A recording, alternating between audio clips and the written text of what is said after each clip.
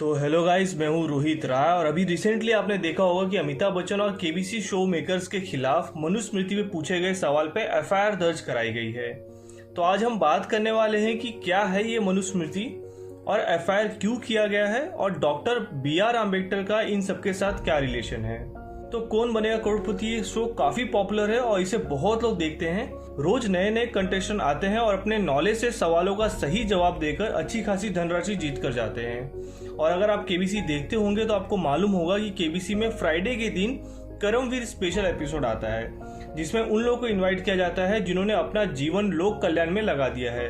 तो इस फ्राइडे यानी 30 अक्टूबर को बेजवाड़ा विल्सन जी को इनवाइट किया गया था और उनका साथ देने के लिए आए थे अनूप सोनी जी।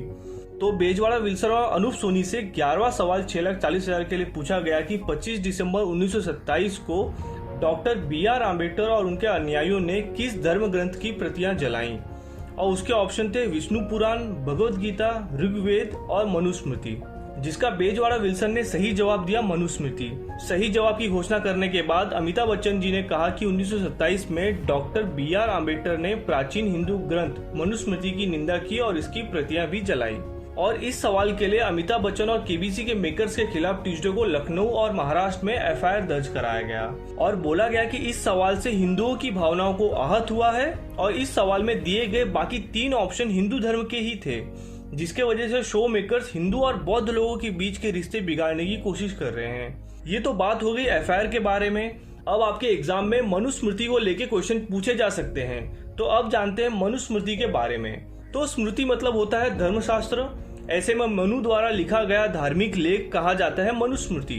तो आपको बता दूं कि सनातन धर्म के अनुसार मनु संसार के प्रथम पुरुष थे। उनका पूरा नाम था स्वयंभू मनु। स्वयंभू मतलब जो स्वयं उत्पन्न हुआ है, जो बिना माता पिता के उत्पन्न हुआ है, इसलिए उनका नाम था स्वयंभू मनु। और प्रथम स्त्री थी शतरूपा। और इन्हीं प्रथम पुरुष और प्रथम स्त्री के संतानों से संसार के सारे लोग हुए हैं। तो मनु के दिए गए उपदेशों के अनुसार मनुस्मृति लिखी गई। मनुस्मृति में टोटल 12 अध्याय हैं, जिनमें कुल 2964 श्लोक हैं। मनुस्मृति में समाज को सही तरह से कैसे चलाया जाए ये सब लिखा है। अगर मैं बहुत शॉर्ट में बताऊं तो जैसे पहले अध्याय में प्रकृति के निर्माण, 4 युगों, 4 वर्णों और ब्राह्मणों की महानताओं जैसे विषय के बारे में लिखा है। दूसरा अध्याय ब्रह्मचर्य और अपने मालिक के सेवा पर आधारित है। तीसरे अध्याय में शादियों के रीति रिवाज और श्राद्ध यानी पूर्वजों को याद करने के बारे में लिखा गया है। चौथे अध्याय में गृहस्थ धर्म का कर्तव्य और 21 तरह के नरक के बारे में लिखा है। 5वें अध्याय में महिलाओं का कर्तव्य, शुद्धता और अशुद्धता आदि के जिक्र है। 6वें अध्याय में एक संत का जीवन किस तरह का हो वो लिखा है। 7वें अध्याय में एक राजा का कर्तव्य का जिक्र है। 8वें अध्याय में अपराध, न्याय और राजनीति के बारे में लिखा है। 9वें अध्याय में आपके पूर्वज द्वारा दी गई संपत्ति के बारे में लिखा गया है, जिसे पैतृक संपत्ति कहा जाता है। 10वें अध्याय में वर्णों के मिश्रण के बारे में लिखा है। 11वें अध्याय में पाप कर्म और 12वें अध्याय में वेदों की प्रशंसा है। तो इस तरह से इसमें सब कुछ लिखा हुआ है और इसके आधार पर ही सब चल रहा था। लेकिन मनुस्मृति में ब्राह्मण्स और क्षत्रियों को ज्यादा इंपॉर्टेंस दी गई थी और शूद्र वर्ण के लोगों को शिक्षा लेने की भी अनुमति नहीं थी।